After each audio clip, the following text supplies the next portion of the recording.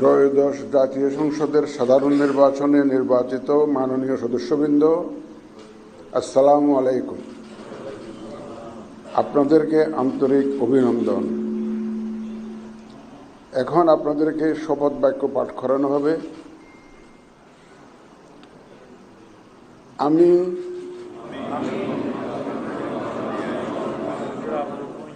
সংসদ সদস্য নির্বাচিত হইয়া সশ্রদ্ধ চিত্তে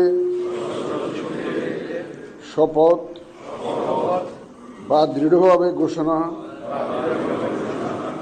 করিতেছি যে আমি যে কর্তব্যভার গ্রহণ করিতে যাইতেছি তাহা আইন অনুযায়ী ও বিশ্বস্ততার সহিত পালন করিব।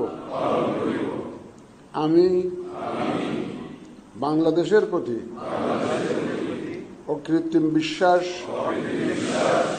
ও আনুগত্য পোষণ করিব এবং সংসদ সদস্যরূপে আমার কর্তব্য পালনকে